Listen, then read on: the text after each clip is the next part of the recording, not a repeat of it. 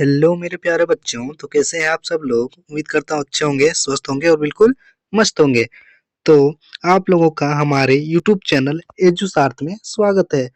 तो दोस्तों, जैसे कि आप लोग को मैं बताने वाला हूँ, आज क्लास 10 का सोशल साइंस का वीवीआई क्वेश्चन, जो ये देख सकते हैं आप लोग, मॉडल प्रश्न पत्र है।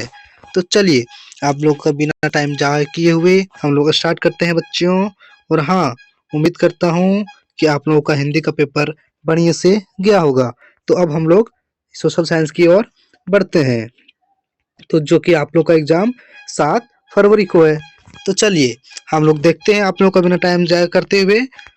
तो पहला क्वेश्चन हमसे क्या पूछा गया है कि राष्ट्रवाद की पहली अभिव्यक्ति किस क्रांति के साथ हुई? तो आप लोग को तो पता है इतना छोटा आंसर। क्या होगा इसका right answer? Option number A, फ्रांसीसी क्रांति। चलिए नेक्स्ट क्वेश्चन देख लेते हैं हम लोग। रक्त और लौह की नीति का अवलंबन किसने किया? तो ये भी आप लोग को पता है, दो का राइट आंसर हो जाएगा ऑप्शन नंबर बी, बिस्मार्क ने। चलिए अगला क्वेश्चन क्या कहता है हमसे, हिंद स्वराज किसके द्वारा लिखा गया था? तो हिंद स्वराज जो है ये किसके द्वारा लिखा गया था? तो ये महात्मा गांधी के द्वारा लिखा गया था बच्चों। चलिए हम लोग आगे देख लेते हैं। क्रूर जलियांवाला बाग हत्याकांड, ये पूरा लिखा नहीं है, जलियांवाला नरसंहार दे दिया। तो आप लोग कंफ्यूज मत होइएगा, ठीक है। इसका सबका राइट आंसर कब क्या हुआ था, उसका मतलब भी यही हुआ कि कहाँ हुआ था जलियांवाला बाग हत्याकांड। तो कहाँ हुआ था? ये हुआ था अमृतसर में। ऑप्शन नंबर ए इसका राइट आंसर हो जाएगा। चलिए क्वेश्चन नंबर 5 हम लोग देख लेते हैं। सिल्क रूट का अर्थ क्या है? तो सिल्क रूट का अर्थ है ऑप्शन नंबर डी, एशिया को यूरोप और उत्तरी अफ्रीका से जोड़ने वाले का नेटवर्क को हम लोग क्या कहते हैं? सिल्क रूट कहा जाता है। चलो अगला क्वेश्चन देखते हैं फटाफट, जल्दी जल्दी, आप लोग का टाइम भी कम है। और हाँ, मैं बता देता हूँ, आप लोग यहाँ जुड़ जाइए, आप लोग को बेहतरी से बेहतर तैयारी किया करवा जाएगा, ठीक है। आप लोग को टेंशन मत लेना है, ठीक है। जितना मैं दूंगा उतना आप लोग पढ़ के जाइएगा। एग्जाम में 100% आप लोग, क्या बोलते हैं उसको, फेल तो नहीं है उनका, आप लोग का स्कोर बहुत ही अच्छा जाएगा। चलिए आप लोग देख लेते हैं क्वेश्चन नंबर 6 में से क्या कहा गया है। आर्थिक महामंदी की शुरुआत कब हुई थी? तो आर्थिक महामंदी की शुरुआत कब हुई थी? तो ये कब हुई थी? 1929 में हुई थी। ऑप्शन नंबर सी बिल्कुल राइट आंसर हो जाएगा। चलिए क्वेश्चन नंबर 7 देख लेते हैं। आलू का आकार किस देश में हुआ था? देखिए बीवी क्वेश्चन है सब बच्चों, सब लोग इसको ध्यान से पढ़ लीजिएगा और जाइएगा, गारंटी है क्वेश्चन भिड़ेगा ही भिड़ेगा, ठीक है। चलिए क्वेश्चन नंबर 7 में हमसे क्या क्या आ गया है, आलू अकाल किस देश में हुआ था? तो हुआ था आयरलैंड में। Option number B right answer हो जाएगा। चलिए 8वां नंबर क्वेश्चन देखते हैं। भारत में पहला प्रिंटिंग की प्रेस किन लोगों के द्वारा लाया गया था? तो ये लाया गया था आठ का पुर्तगालों द्वारा। चलिए अगला क्वेश्चन देखते हैं। मोटे कपास का उत्पाद कई देशों में किया जाता था, लेकिन बेहतर किसमें कहाँ से आती थी? कहाँ से आती थी? ये आती थी हम लोगों के देश से, भारत से आती थी, इंडिया से आती थी। चलिए क्वेश्चन नंबर 10 की ओर बढ़ते हैं। किस मिट्टी में लोह धातु की अधिकता होती है? तो किस धातु में होती है? होती है लेटराइट मिट्टी। ऑप्शन नंबर सी हो जाएगा इसका बिल्कुल राइट आंसर। चलिए बीच बचाओ आंदोलन क्या था? तो बीच बचाओ आंदोलन क्या था? ऑप्शन नंबर बी, टिहरी के किसानों द्वारा बिना रासायनिक खाद के फसलों का उत्पादन। चलिए 12 क्वेश्चन नंबर देख लेते हैं अगला। धरातल का कितना भाग जल से ढका हुआ है? ये भी आप लोग को पता है, इजी क्वेश्चन है, मार दीजिएगा। क्या होगा? 3/4। एक सेकेंड, हाँ 3/4। चलिए अगला क्वेश्चन देख लेते हैं हम लोग। 13 नंबर क्या पूछा गया है, सुनहरा रेशा किस फसल को कहा जाता है? चलिए ये तो बहुत ही इजी क्वेश्चन है। तो 13 का राइट आंसर हो जाएगा ऑप्शन नंबर बी, जूट को। चलिए इसमें पवन महाशक्ति का दर्जा प्राप्त है, तो किसको प्राप्त है? ऑप्शन नंबर बी, चीन को प्राप्त है। चलिए भारत में जूट उत्पाद में किस राज्य का महत्वपूर्ण स्थान है? तो किस राज्य का है? तो क्वेश्चन नंबर 15 का राइट आंसर हो जाएगा बी, पश्चिम बंगाल को। चलिए ये बहुत ही इंपॉर्टेंट क्वेश्चन है बच्चों, ध्यान से करके जाइएगा सब। और चलिए आगे क्वेश्चन देख लेते हैं हम। सबसे लंबा राष्ट्रीय राजमार्ग कौन सा है? तो ये भी आप लोग को पता है, ये राष्ट्रीय राजमार्ग क्या? राष्ट्रीय राजमार्ग 7। ऑप्शन नंबर बी बिल्कुल राइट आंसर हो जाएगा। चलिए श्रीलंका में बहुसंख्यक कौन थे? श्रीलंका में जो थे वो बहुसंख्यक लोग कौन थे? तो इसका राइट आंसर हो जाएगा ऑप्शन नंबर बी, सिंहली जो था वो लोग बहुसंख्यक था। चलिए क्वेश्चन नंबर 18 देख लेते हैं। पोखरण भारत के किस राज्य में है?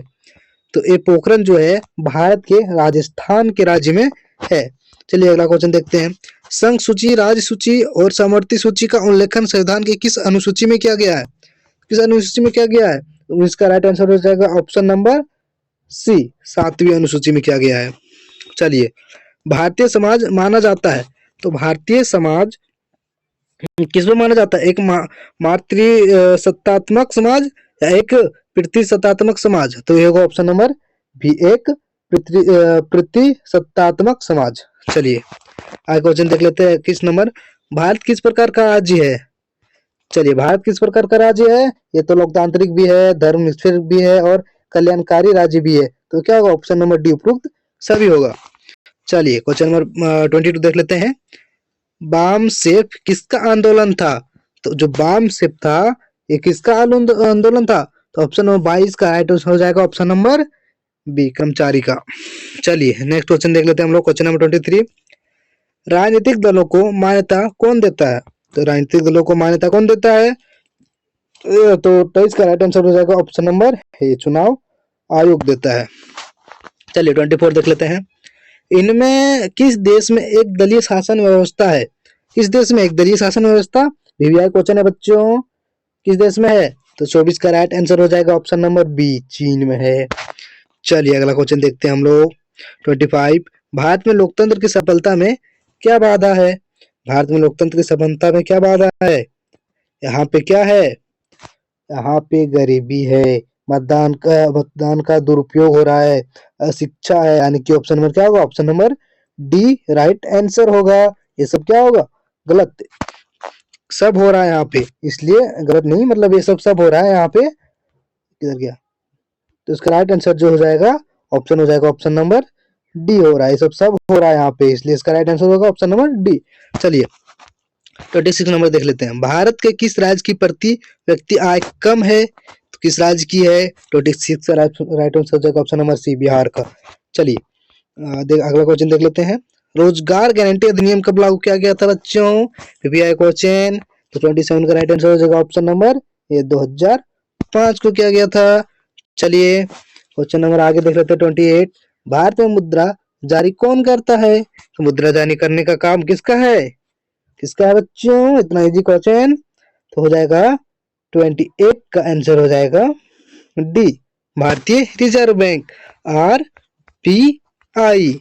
चलिए हाँ, कागज से बनी मुद्रा क्या कहलाती है?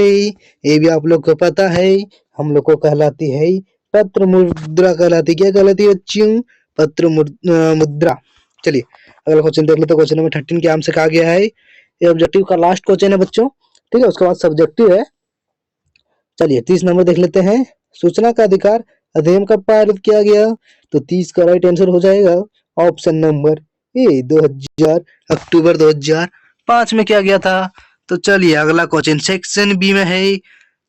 देखो क्वेश्चन, देखो आप लोग इसको घर में ट्राई करना, अगर नहीं बनेगा तो कमेंट में करना, हम इसका भी सही सही और अच्छे शब्दों में आंसर लिख के आएंगे, जिससे आप लोग को समझ में आएगा।